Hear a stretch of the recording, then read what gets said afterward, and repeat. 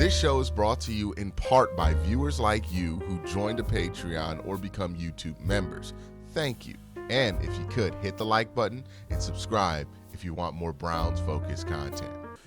Hey, what's up, and welcome to Hot Takes, the show where I go through the comment section and listen to your hot takes and then have a reaction to them.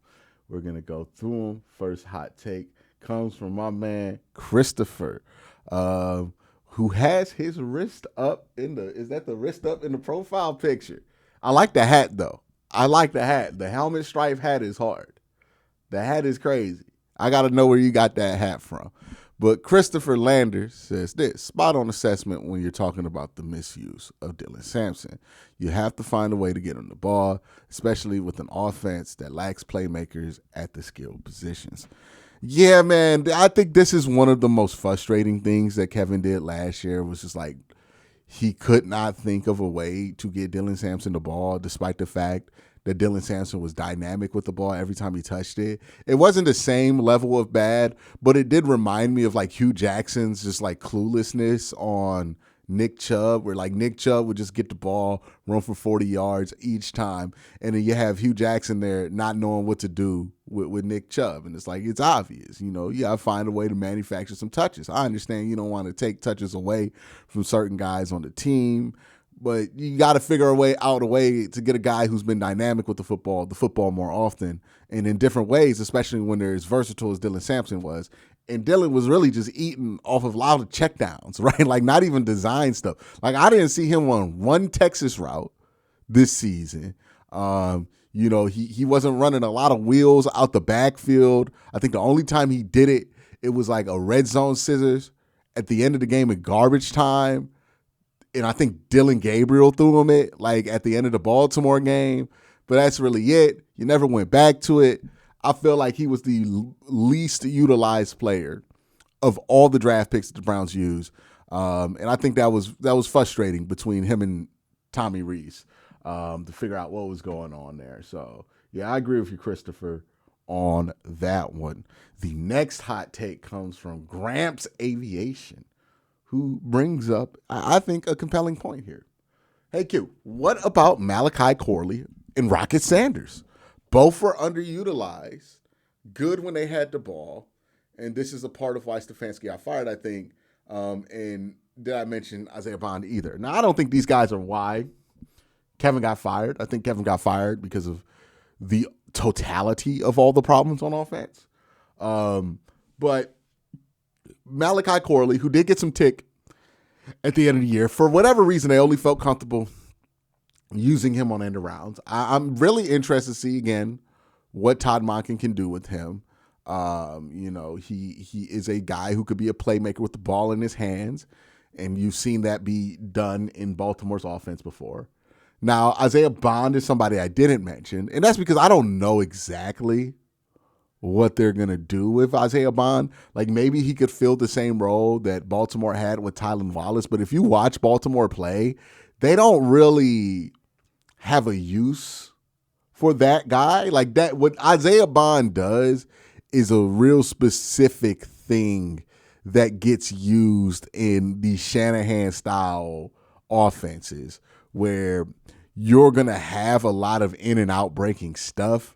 And then every once in a while, you want to just burn somebody over the top, right? Marquise Goodwin was good at this. Travis Bunny Rabbit Benjamin. Jack Rabbit Benjamin, my bad. Jack Rabbit Benjamin was really good at this too. Like, that's a specific archetype of a wide receiver that works in that specific style. I do wonder what the use case for Isaiah Bond becomes in a Monken style offense where there's going to be more contested catches downfield and they're going to play a less condensed style, right? You know, so it's more about space and finding it. I don't know if that player is successful in that system. So that's why I didn't mention Isaiah Bond. I don't really know what they're going to make of him in this offense. But thanks for the comment there, man. But the next comment we'll get to in just a second. But first, I got to thank my sponsor, Sleeper. Hey, have you heard of the Sleeper app? It is a place where you can go to play fantasy football. It's also a place you can go to do picks. You can put your knowledge on the line, make some picks, and see who knows ball the most, and maybe even, be rewarded for your knowledge. Go on the Sleeper app. Make sure you sign up using the promo code Worst Take, and you'll get a 100% match on up to $100 when you use the promo code Worst Take. Make sure you check out the Sleeper app. Daryl C says this in terms of the Browns' willingness to keep the same system. I appreciate the desire to keep the finer points of Schwartz's defense, but the goal should be to upgrade the defense. I find Gerard Mayo interesting. Here's my thing about that. I don't know how much better the Browns defense can actually be. Like, I think the best way to upgrade the Browns defense, if I'm being completely honest with you, is to make the offense better. I think that's the only upgrade that really matters for the Browns defense. You look at their metrics, they're top 5 in a lot of important categories. Like, I think they did as good as a defense can do given the situation. And I'm going to be honest, if I swapped out the Browns defense for the Seahawks defense, I still think that team wins the Super Bowl. If you swap out the Browns defense for the Patriots defense, I still think that team wins the Super Bowl, or gets to the Super Bowl at the very least, wins the AFC. So I don't know if like the Browns defense itself has much more they can do to evolve. Obviously, they can get better players, younger, more depth, be more injury proof, be more resilient, all of that shit. But I think they're as good as they can be. And as good as they can be is the best defense in the NFL. So for me, I think the only way to upgrade the defense is to make the offense better. And I think that's what the Browns think too, right? If you look at everything they talked about, it's almost been exclusively about the offense. They hired Todd Monken. They make that exclusively about the offense. I think they understand that the only way to upgrade this defense is to make the offense better. That's the only way they're going to get better. Because the offense is the only reason that the Browns defense was not recognized this year as the best defense in the NFL. Sure, the Browns defense had their fuck ups here and there, but every defense does in a 17-game season. And if we look at what that defense was dealing with compared to any other defense in the NFL and the numbers they produce, it's mind-boggling what they were able to do. Like, keep in mind, the Patriots offense looked terrible during the playoffs. The Patriots offense was in a different level of execution than the Browns offense all season. All season.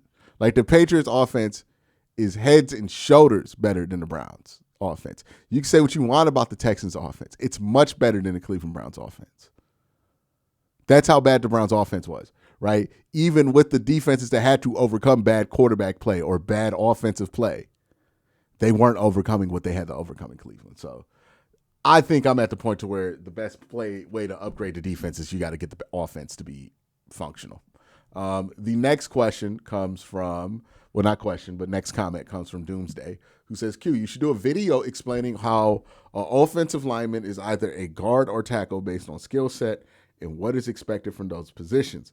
It would be an interesting breakdown. Yeah, I think this is something I'm going to do. It's probably going to, I was watching like Will Campbell, and I thought that he was a perfect example of this, of a guy who is playing tackle but should be playing guard.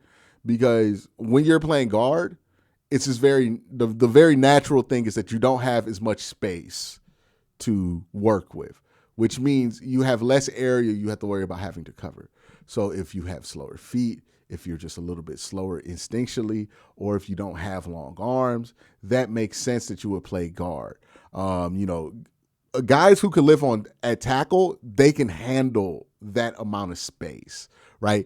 To me, think about it like this for you guys who watch baseball.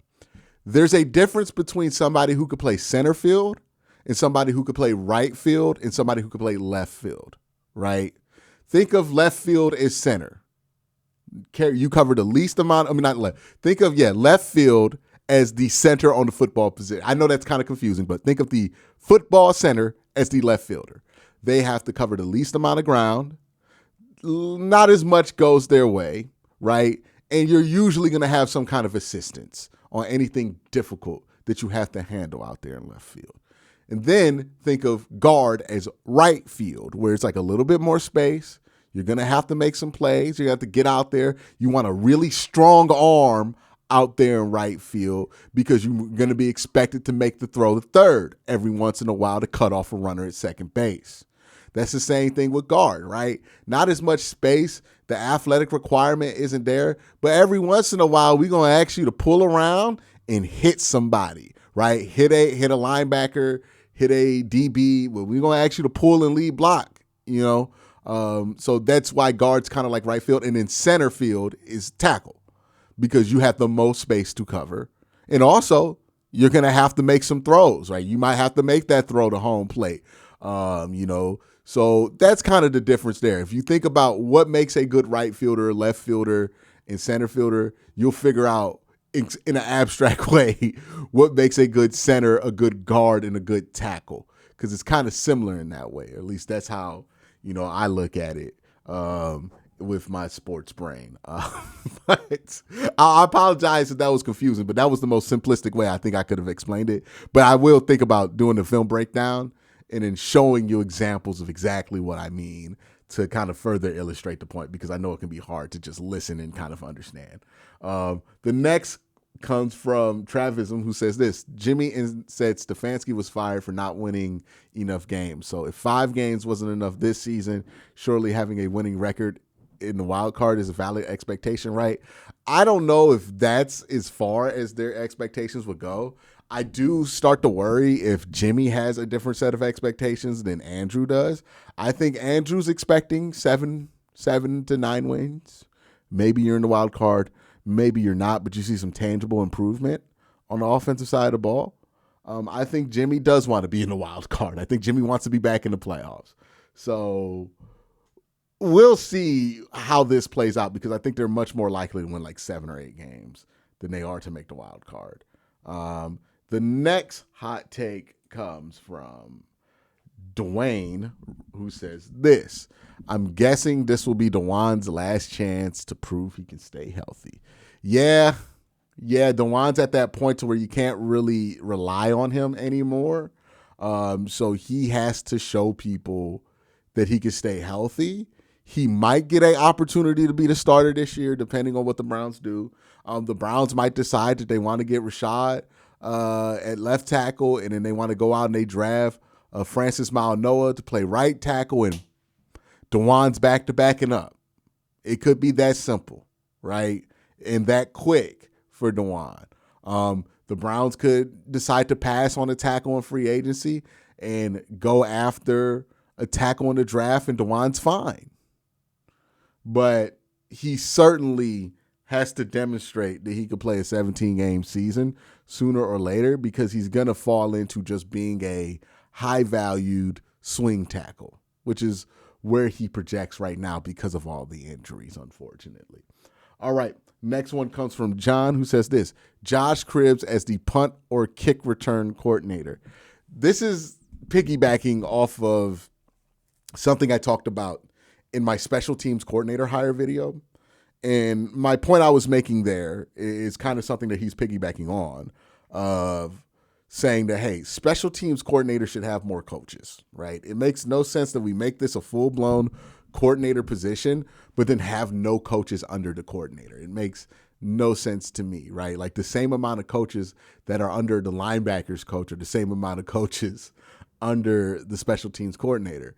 I do think you should bring in specialists to coach the specialists, right? So punt specialist coach, kick specialist coach. If you want a return specialist coach, I think you should do that too. I think that would be something. Josh Cribbs, he'd be very simple with what he's going to say to these guys. Just run straight, right? But I think, having that knowledge on your staff is going to be useful if they choose to do stuff like that. So, yeah, I would get more inventive with how teams go about filling these positions under special teams coordinator, because I think that's a huge part of the reason why teams consistently fail at drafting kickers, consistently fail at drafting specialists in general and consistently struggle to find people who could be competent to return kicks and punts, But let me know what you guys think in the comment section below. This has been Hot Takes. Y'all have a great day. Have an even better night. Peace.